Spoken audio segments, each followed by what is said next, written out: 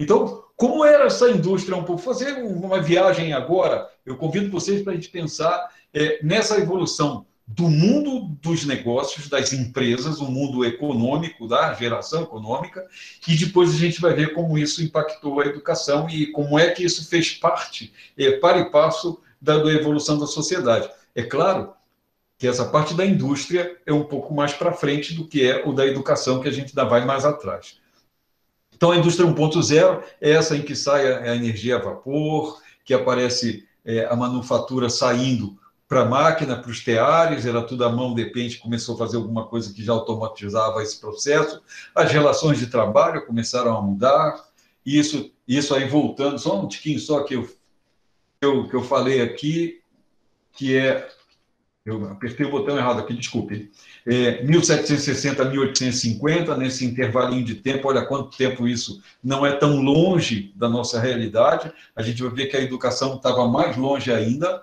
Então, a 1850 a 45, entra a indústria 2.0, que é máquina a vapor, e começa já a bateria, indução eletromagnética, lâmpada, tração elétrica, começa a ter... O que significou isso?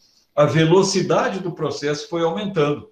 Como é que eram os teares, quantos metros de tecido, vamos dizer assim, que eles faziam, e quanto é que passou a ser o tear elétrico e não mais o a vapor, com aquela pressão, e com isso nós fomos dando agilidade na comunicação, que aparece telefone, telégrafo, a energia elétrica, como eu falei, as ondas de rádio, a comunicação começou a ganhar uma outra dimensão também.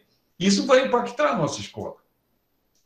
45 a 90, a indústria 3.0, com biotecnologia, robótica, a genética começa a ter a investigação dos genomas, dos DNA e tudo mais, então já começa a ter uma outra visão dessa ciência e do próprio processo, porque aí começa a ter esse envolvimento do que nós vemos, que a gente fala da eletrônica, que hoje é uma nanoeletrônica, uma eletrônica ultra microbiologicamente falando, muito pequena, muito mínima.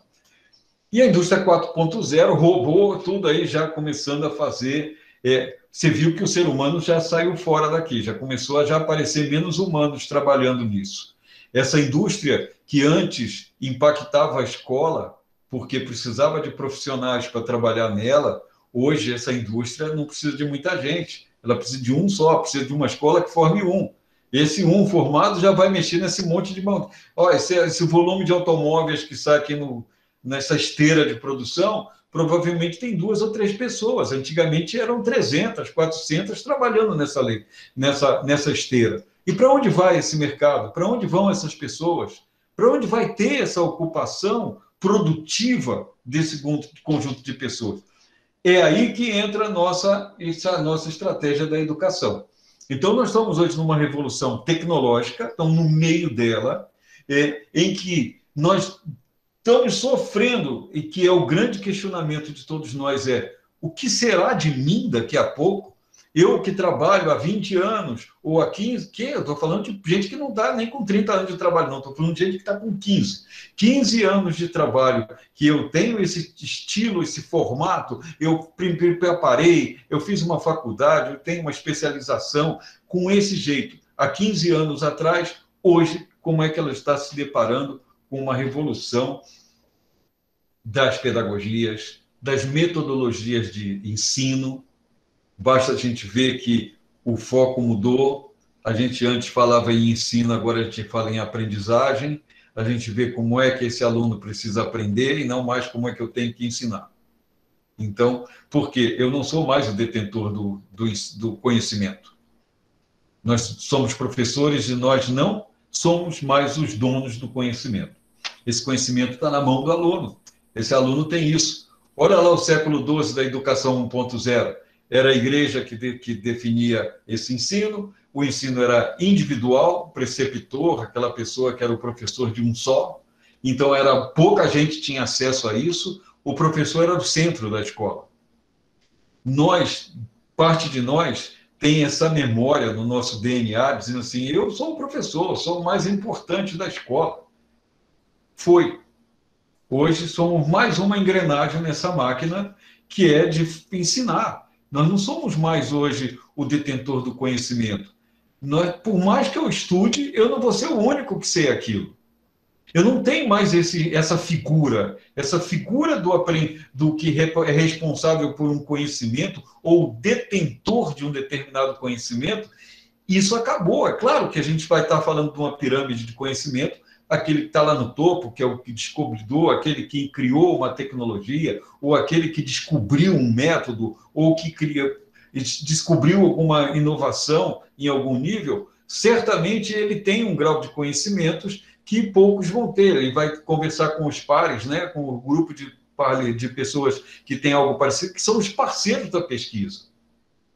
Mas, de uma maneira geral, nós estamos falando aqui embaixo, mas quase que no chão de fábrica, né? Nós estamos falando do processo do ensino tradicional. Então, essa educação por 2.0, ela prepara o profissional para trabalhar na fábrica, que é uma parte da herança dos cursos que a gente ainda tem hoje sendo oferecidos, procuram preparar pessoas para o mercado. A pergunta é: qual mercado? Como é esse mercado? Como esse mercado vai estar quando essa pessoa terminar a formação, o curso dela, faz uma faculdade de 4 anos, fez a matrícula hoje. Parte da evasão escolar hoje não é só da pandemia. No meu ponto de vista, parte da evasão escolar, no ensino superior, que eu digo, é porque ele identifica que aquela formação não vai levar ele a um mercado. Não vai estar distante do mercado, está dissociada do que é o dia a dia do mercado. Então, ele precisa ter essa... Nós adultos, quando vamos nos ensinar ou descobrir alguma coisa, quantos de nós, eu acho que todos nós fizemos essa pergunta em sala de aula, mesmo que fosse para si próprio, foi a dizer assim: por que eu estou aprendendo isso? Para que serve essa coisa que o professor está enchendo o quadro aí com um monte de... a lousa, né?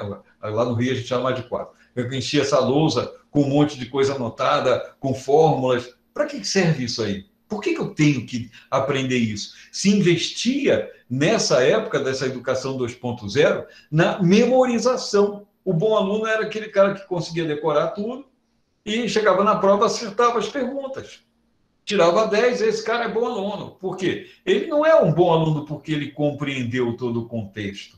Ele é um bom aluno porque ele foi minimamente capaz de memorizar o conteúdo.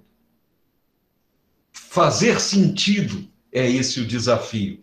E aí a gente, quando vai aqui buscar essa educação que é dada como direito para todo cidadão, essa educação que é mecanizada, essa educação que enfatiza a decoreba e não no fazer sentido, essa educação faliu. Porque, na prática, a gente viu que não levou muito... Quantos de nós a gente fala assim: nossa, o cara que terminou a faculdade de administração lá da escola tal, ele chegou aqui na minha empresa, não sabe fazer as coisas direito. Ele sabe uma planilha lá que ele botou, que a gente nem conhecia, que legal, trouxe uma planilha, mas ele não é capaz de pegar e fazer um ajuste, uma proposta, ser criativo, porque ele só tem um foco. E é aquilo que eu falei no início de criatividade. Quem é criativo? Aquele que tem a capacidade de ter uma visão ampliada do todo.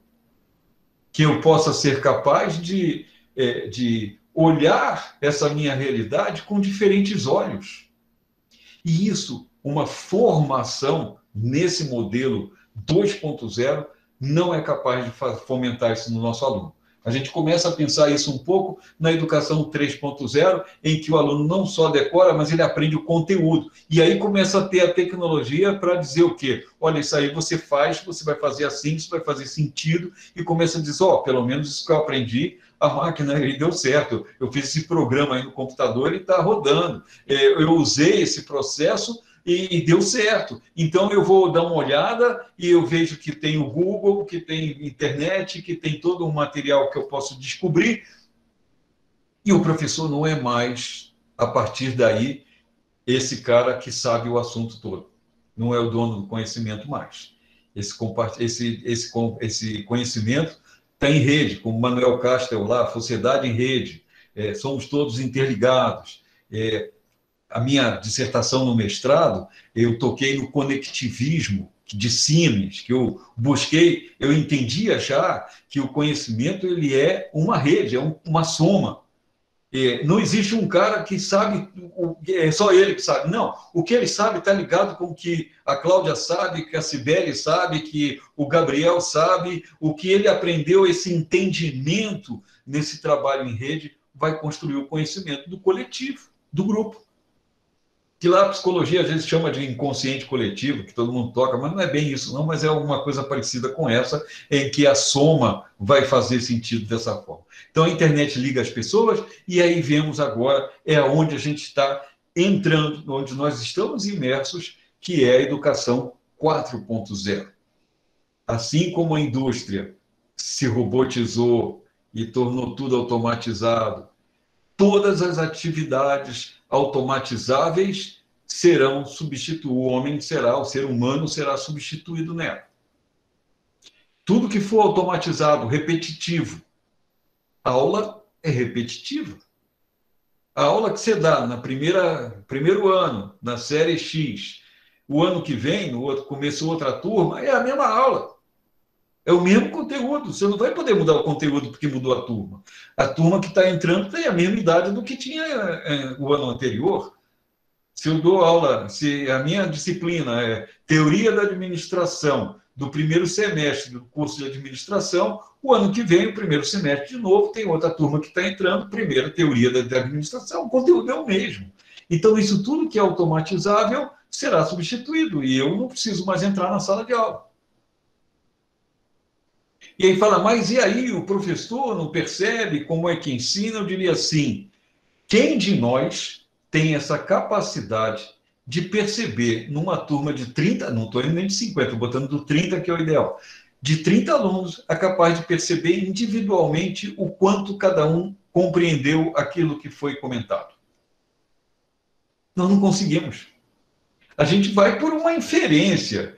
A vivência muitas vezes apresenta, o que a gente usa é a estratégia mesmo de conversar com todo mundo, fazer aquela coisa mais sociável, ser o amigão e tudo, para poder os caras se abrir e falar alguma coisa para você, para te dar um feedback. Fora disso, qual é o feedback que você tem? É da prova, acertou tudo ou não acertou. E, e aí eu faço o quê? A minha atividade hoje, que eu não sou melhor do que ninguém quando eu falo isso, mas a minha atividade hoje é começar uma disciplina numa turma, seja ela qual for, é fazer uma enquete. Eu já meto uma enquete lá, Google Forms lá, ou Microsoft Forms, a gente escolhe um modelo e pergunto como cada um gosta de aprender. Como cada um aprende? Como é que você prefere aprender? Você gosta de ler, gosta de ver vídeo, gosta de áudio, gosta de fazer jogos? Como é que você gosta? Nisso eu já estratifico um pouco o meu cenário.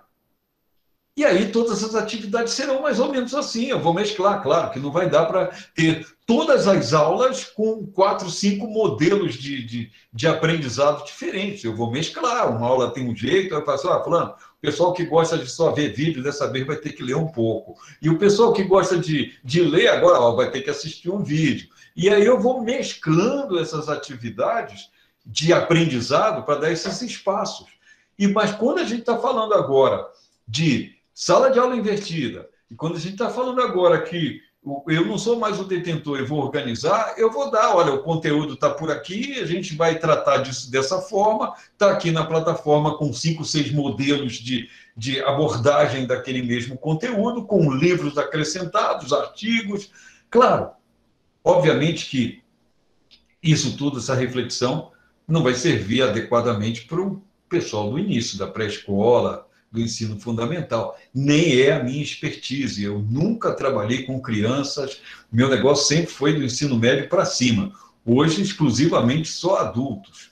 Então, já é uma outra pegada o tempo inteiro. Como eu digo, hoje eu já chego para os alunos e digo assim, olha, você está aqui por quê? Eu tenho esse objetivo, que é a segunda enquete. Por que você entrou aqui nessa escola? Por que você está fazendo esse curso? Qual é o teu objetivo nesse curso?